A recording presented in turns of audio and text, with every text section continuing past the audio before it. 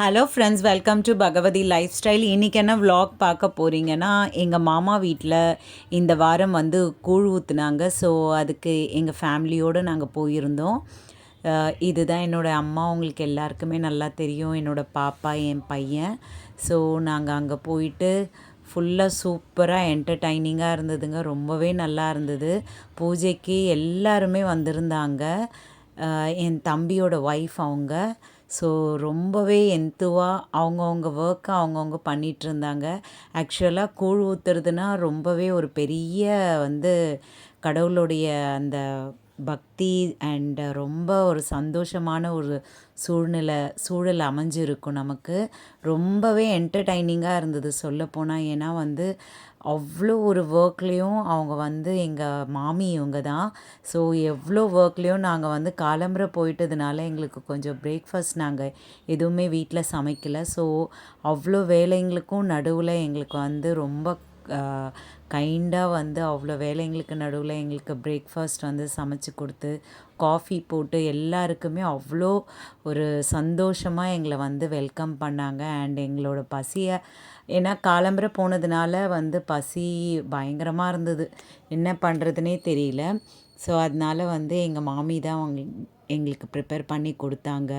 So dosa, chutney, coffee அதெல்லாம். ஏன்னா உங்களுக்கே தெரியும், கூழ் ஊற்றுற வீட்டில் வந்து நிறைய ஒர்க் இருக்கும். ஸோ எங்களுக்கு வந்து அவங்கள டிஸ்டர்ப் பண்ணுறதுக்கே கொஞ்சம் கஷ்டமாயிடுச்சு. இருந்தாலும் அதையும் பொருட்படுத்தாமல் அவங்க வந்து எங்களுக்காக அவ்வளோ சூப்பராக நெய் ரோஸ்ட்லாம் போட்டு கொடுத்தாங்க ஃபுல்லாக எங்கள் ஃபேமிலிக்கு எல்லாருக்குமே. இதுதான் எங்கள் மாமியோட பாப்பா. ஸோ அவளுக்கும் ஒரு 3 குழந்தைங்க இருக்குது. ஸோ எல்லாருமே சேர்ந்து நிறைய பேர் வந்திருந்தாங்க.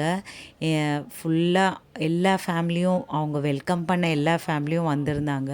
ஸோ ரொம்பவே ஜாய்ஃபுல்லாக ஒரு கெட் டுகெதர் நம்ம சேரும்போது நம்மளுக்கு ஒரு ஹாப்பினிங்காக இருக்கும் இல்லைங்களா? ஏன்னா எல்லாருமே ஒட்டு மொத்தமாக ஒரே இடத்துல நம்ம சங்கமம் ஆகும்போது அது ஒரு பயங்கரமான ஒரு ஜாலி நோட் அது. ஸோ எங்களுக்குமே அப்படி தான் இருந்தது. பாருங்கள், அவங்க வந்து ரொம்பவே ஒர்க் வந்து ஹெக்டிக்காக பண்ணிகிட்ருந்தாங்க.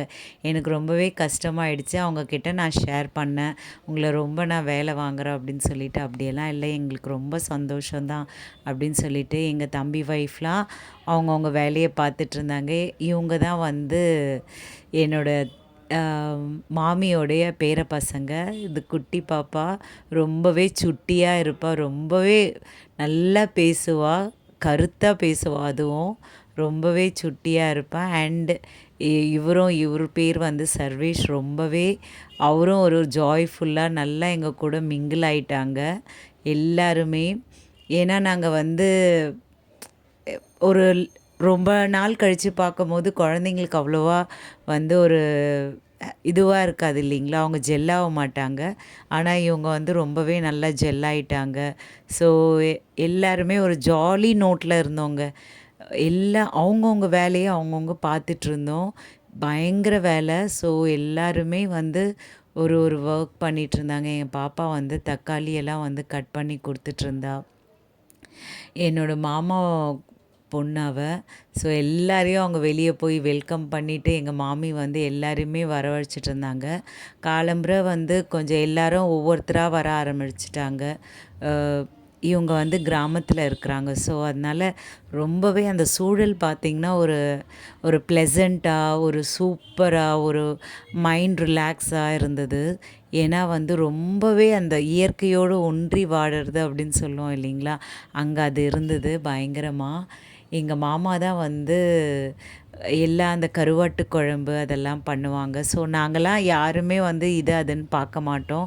அவங்கவுங்க வேலை அதிகமாக இருந்தால் எல்லாருமே சேர்ந்து எங்கள் மாமா தான் வந்து வஞ்சிர கருவாடு போட்டு இந்த கருவாட்டு குழம்பெல்லாம் சூப்பராக இருந்ததுங்க. டெலிஷியஸாக, ரொம்பவே கூழோடு சேர்த்து சாப்பிடும்போது வேறு லெவல் டேஸ்ட்டுன்னு கூட சொல்லலாம்.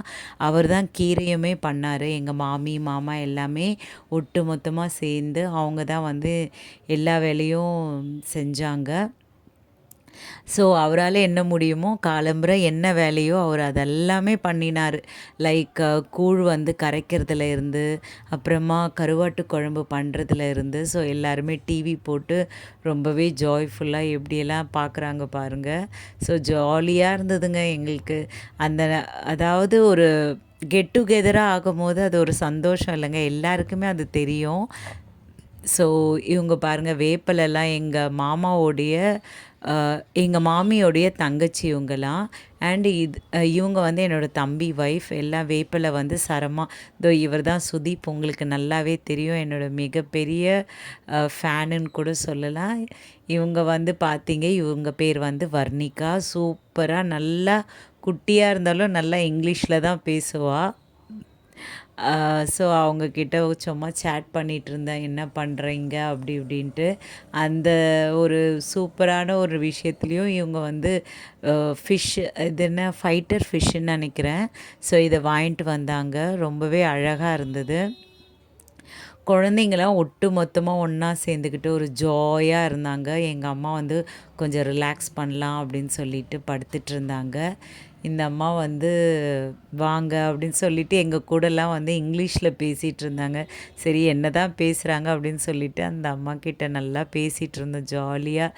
இவங்க வந்து ஒரு குட்டி என்ன சொல்கிறது, ரொம்ப பேசிகிட்டே இருப்பாள், டாக்கட்டிவ் அப்படின்லாம் பேசிகிட்டே இருந்துகிட்டே இருப்பாள். நான் ஸ்டாப்பாக. ஸோ அதனால தான் அவங்கக்கிட்ட நல்லா பேசிகிட்டே இருந்தோம். அவங்களும் வந்து ஜாய்ஃபுல்லாக எங்கள் கூட மிங்கிள் ஆயிட்டாங்க, அது சொல்லலாம். எப்போனா ஒரு வாட்டி பார்க்கும்பொழுது ரொம்பவே வந்து ஒரு ஒரு என்ன சொல்கிறது, ஒரு இன்ட்ரோவர்ட்டாக இருப்பாங்க. ஸோ பேசவே மாட்டாங்க. நானே கேட்பேன், ஏன் பேசவே மாட்டேன்றா, ரொம்ப சைலண்ட்டாக இருக்காளே, ரிசர்வாக இருக்காளேன்னு.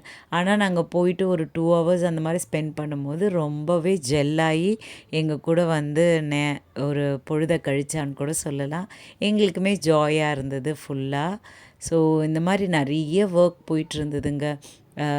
அந்த கூழ் ஊற்றுறதுக்கு தேவையான ஒரு கருவாட்டு குழம்பு வைக்கிறதா இருந்தாலும் சரி, அப்புறமா வந்து கீரை பொரியல் பண்ணுறதா இருந்தாலும், கீரை பண்ணுறதா இருந்தாலும், அப்புறம் கூழ் கரைக்கிறது, குளிஞ்சோறு வைக்கிறது, அப்புறம் மாவெல்லாம் ரெடி பண்ணுறது, அந்த மாதிரி மதிய வேளையில் அந்த கூழ் ஊற்றுற சமயத்தில் என்னென்ன ஒர்க் நடக்குமோ அதெல்லாம் ரொம்ப ரொம்ப ஒரு மாதிரி டென்ஷன் இல்லாமல் ஒரு ஜாய்ஃபுல்லாக இருந்தது. அதுதான் எங்களுக்கு ஒன்றுமே புரியல.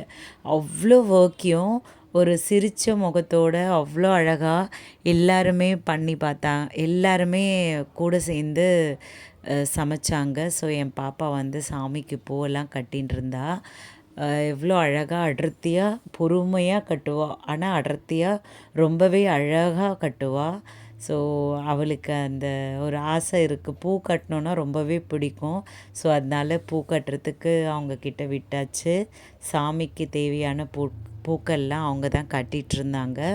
ஸோ என்னோடய சேனல் உங்களுக்கு பிடிச்சிருந்தா சப்ஸ்கிரைப் பண்ணுங்கள், லைக் பண்ணுங்கள், ஷேர் பண்ணுங்கள் அண்ட் கமெண்ட் பண்ணுங்கள். உங்களோட ஒவ்வொரு சப்ஸ்கிரைபும் ஒவ்வொரு கமெண்ட்டும் எனக்கு ரொம்ப ரொம்ப முக்கியம். எனக்கு அதுதான் வந்து ரொம்பவே மோட்டிவேஷன் அண்ட் ரொம்பவே எந்துவாகவும் இருக்கும். கூழும் கரைச்சின்னு இருக்காங்க, கருவாட்டு குழம்பு ரெடி ஆகிடுச்சு. அதுக்கப்புறம் வந்து கீரை பொரியலும் எங்கள் மாமா அருமையாக சமைச்சு ரெடியாக வச்சுட்டாங்க. இப்போ அவர் தான் கூழுமே கரைச்சிட்ருக்காரு. எங்கள் தம்பியும் கூட சேர்ந்து அவர் கூட சேர்ந்து எல்லாமே பண்ணிகிட்ருக்காங்க. அவருக்கு பர்ஃபெக்டாக இதெல்லாம் நடந்துடணும், எந்த ஒரு இதுவும் இல்லாமல் அவரோட ஒர்க்கை அவர் எடுத்து வச்சு அழகாக செஞ்சு ரெடியாக வச்சுடுவாங்க.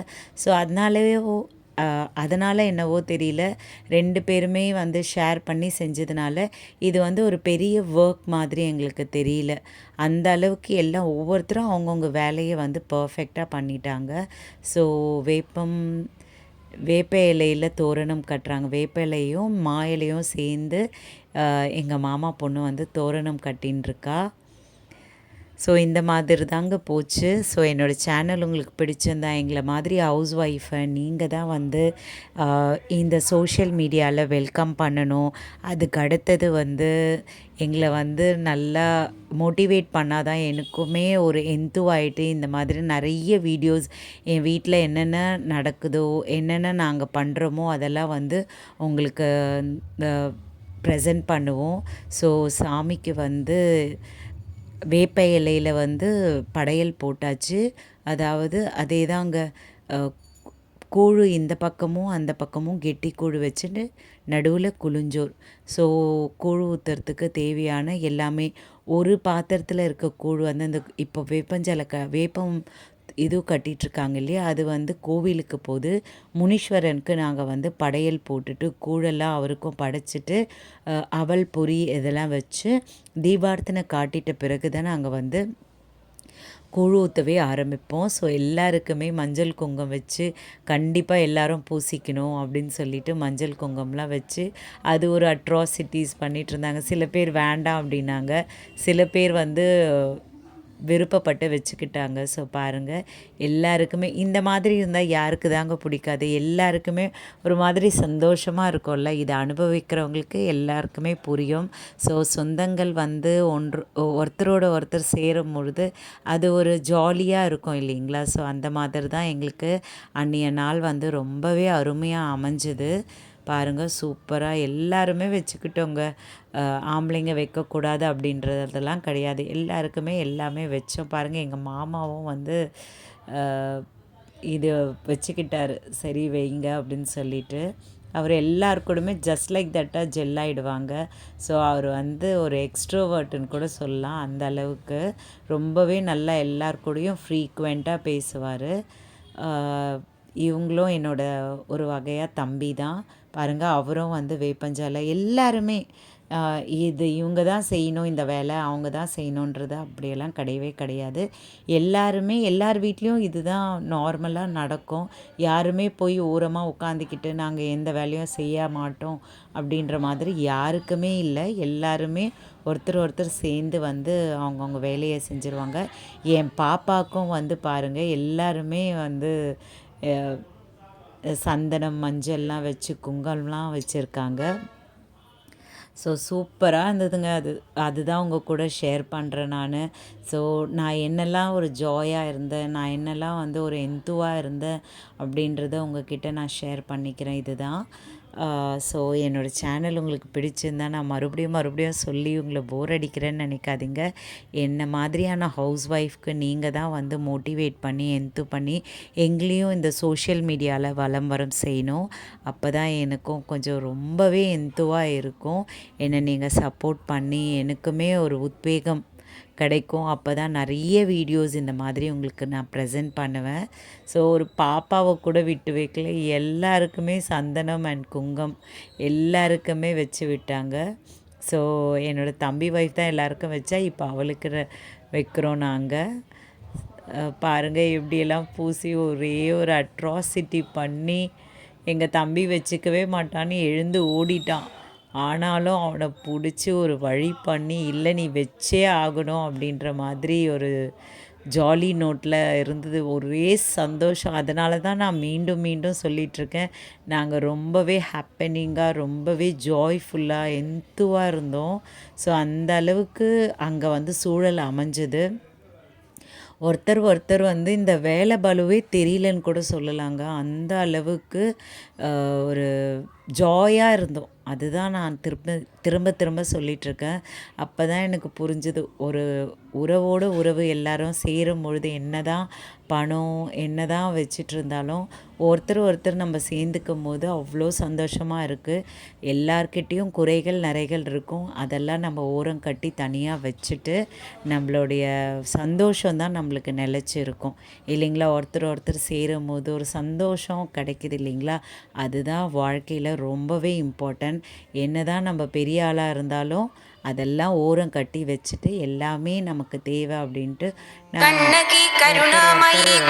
சேர்ந்துருவோம். ஸோ அது வந்து எங்களுக்கு ரொம்பவே வந்து ஒரு ஜாயாக இருந்தது. அதுக்கப்புறம் இந்த பாருங்கள் முனீஸ்வரனுக்கு வந்து நாங்கள் படையல் போட்டுட்டு அதுக்கப்புறமா தான் வந்து வீட்டில் வந்து தீபார்த்தனைலாம் காட்டிட்டு வெளியே கூழ் எடுத்துகிட்டு போவோம். ஃபஸ்ட்டே கோவிலுக்கு நாங்கள் ஒரு கூழ், அப்புறம் குழம்பு, கீரை, குளுஞ்சோறு, மாவு இதெல்லாம் வச்சுருந்தோம் இல்லைங்களா, அது ஃபஸ்ட்டு அந்த செட்டை வந்து கோவிலுக்கு அங்கே கங்கை அம்மன் இருக்காங்க. ஸோ அந்த கோவிலுக்கு அனுப்பி விட்டுட்டு அதுக்கு அடுத்தது முனீஸ்வரனுக்கு பூஜை போட்டுட்டு வீட்லேயும் பூஜை பண்ணிவிட்டு கூழை எடுத்துகிட்டு வெளியே போயிட்டு எங்கள் அம்மா தான் தீபார்த்தனைலாம் காட்டுறாங்க. ஸோ எவ்வளோ ஒரு பக்தியாக நாங்கள்லாம் எப்படி இருக்கோம் பாருங்கள். அவ்வளோ ஒரு பக்திமானாக நாங்கள் இருக்கோம். உண்மையிலேயே கடவுள்னால் எல்லாருக்குமே ரொம்பவே பிடிக்கும். ஸோ நமக்கும் மேலே ஒரு சக்தி கண்டிப்பாக இருக்கிறாங்க. அது எந்த வகையில் பார்த்தாலும் இதுதான் நிஜமான உண்மை. ஸோ அது வந்து ஒரு சந்தோஷமாக இருந்தது எங்களுக்கு. எல்லாருமே வீடியோலாம் எடுக்க ஆரம்பிச்சிட்டாங்க. சூப்பராக இருந்தது பாருங்கள். ஒவ்வொருத்தரும் தீபார்த்தனைலாம் காட்டி எல்லாத்தையும் வீட்டுக்கு வெளியே எடுத்துகிட்டு போயிடுவோம். ஸோ சூப்பராக இருந்ததுங்க. எங்களுக்கு ரொம்பவே சந்தோஷமாக இருந்தது. அந்த அளவுக்கு ஒரு ஜாய்ஃபுல்லாக ஒரு சந்தோஷமாக அந்த நாள் முழுக்க போச்சு. என் பாப்பா முகத்தில் பாருங்கள் எவ்வளோ சிரிப்பு. ஏன்னா வீட்டுக்குள்ளேயே இருக்கிற அவங்களுக்கு வந்து இப்போ காலேஜ் விட்டால் வீடு அவ்வளோதான். அவங்களெல்லாம் வெளியே வந்து ஒருத்தர் பார்க்கும்பொழுது ரொம்பவே சந்தோஷமாக இருக்குது. அவங்களுக்குமே தெரியும் இல்லைங்களா, இவ்வளோ சொந்தங்கள் இருக்காங்க அப்படின்னு சொல்லிட்டு. ஸோ நானுமே பாருங்கள் எல்லார்கிட்டையும் பேசிட்டு எவ்வளோ ஜாலியாக எல்லாம் இந்த குட்டீஸ் வந்து அவங்க அட்ராசிட்டிஸ் ரொம்ப ஓங்கி இருந்தது. அவங்களெல்லாம் வந்து ஒரு கட்டுப்படுத்தவே முடியலன்னு கூட சொல்லலாம். அந்த அளவுக்கு ஒரு ஜாலி நோட்டில் நாங்கள் இருந்தோம். ஸோ எங்களுக்குமே ஒரு எந்துவாக இருந்தது. எல்லாருக்கும், எங்களுக்கு மட்டும் இல்லை, எல்லாருக்குமே எந்துவாக இருந்தது. ஸோ ரொம்பவே சந்தோஷம் நிறைஞ்சு அங்கே இருந்தது.